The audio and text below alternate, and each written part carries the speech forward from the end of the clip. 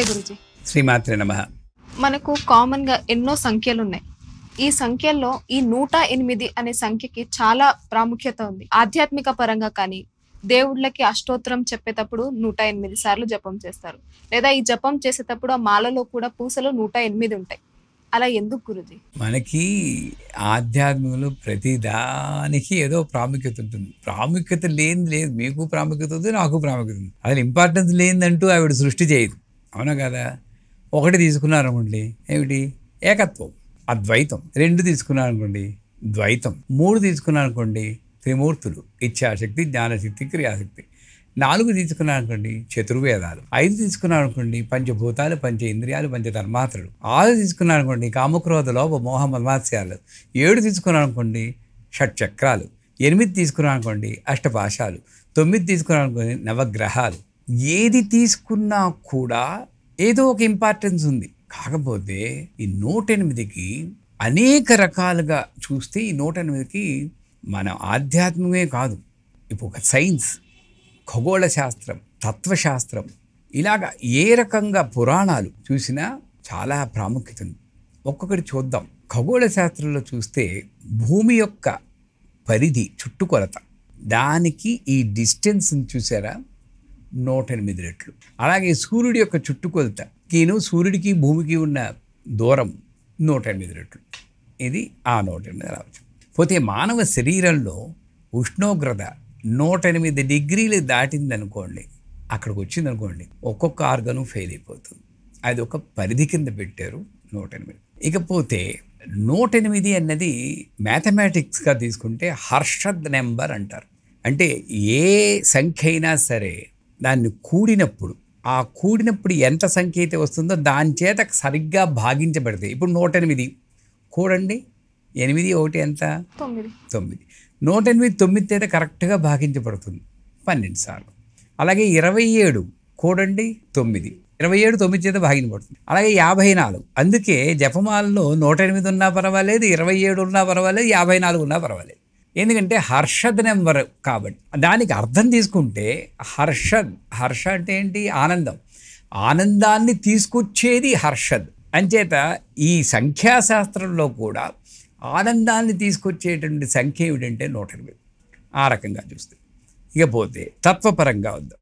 మనకి 108 కోరికలు ఉంటాయట. అవేమిటో లిస్టు మనకి తెలియదు, కానీ రకరకాల కోరికలు అప్పుడప్పుడు వస్తూ ఉంటాయి. ఒక కోరిక 2 కోరికలు తప్పించుకోవచ్చు. ఆవిడ చాలా నెట్వర్క్ పెట్టేసింది.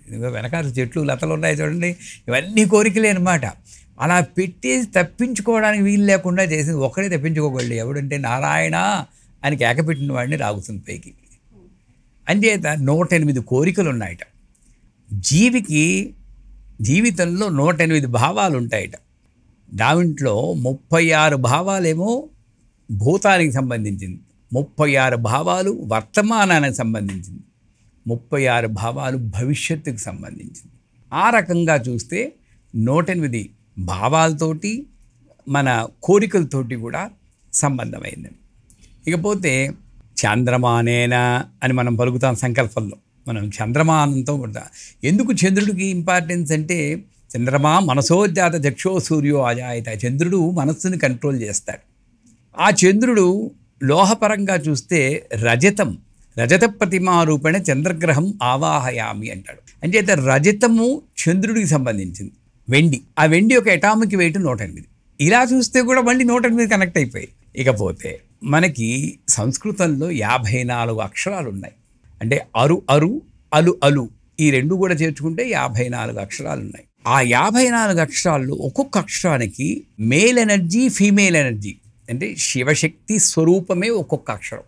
దాంట్లో ఇప్పుడు క అని తీసుకున్నాను, ఉక్ అన్నది పురుష స్వరూపం, అ అన్నది స్త్రీ స్వరూపం. అంటే అచ్చులు హల్లులు. అలా తీసుకుంటే 54 అక్షరాలు. ఒక్కొక్క దానికి శివస్వరూపం ఒకటి, శక్తి స్వరూపం ఒకటి. అంటే 2 ఒక్కొక్క అక్షరానికి 2 శక్తులు. 54 × 2 ఎంతండి? 108. పోతే మీ వైష్ణవ పరంగా చూసుకుంటే 108 క్షేత్రాలు ఉన్నాయంటారు, దివ్య ప్రబంధాలు. అలాగే తర్వాత ఉపనిషత్తులు 108 ఉన్నాయంటారు. ఇక అలా చెప్పుకుంటూ పోతే భగవద్గీతలో శ్లోకాలు 108,000, 1,08,000. ఇలాగ ఏ రకంగా చూసుకున్నా కూడా 108 అనేది ఒక ప్రాముఖ్యమైన సంఖ్య. అందుకే సరదాగా చెప్పుకోవాలంటే మా గురువు గారి వెయిట్ ఒకప్పుడు 108 కేజీలు ఉండిట. శిష్యుడు ఎవరో అడిగారట, ఎందుకండి బాబు తగ్గట్లేదేంటి 108 అంటే, మరి అబ్బాయి 108 చాలా ఆస్పిషియస్ అన్నారు, అందువల్ల నేను తగ్గదలుచుకోలేదు అన్నట్టు. అంచేత అలా ఎలా చూసుకున్నా కూడా ఒక్కొక్క అంకెకి ప్రాముఖ్యత ఉన్నా కూడా ఆ అంకెల్లో సంఖ్యారాజం అంటారు. ఆ అంకెలకి చక్రవర్తి లాంటిది 108, అందులో సందేహం లేదు. శ్రీమాత్రే నమః. నమస్తే.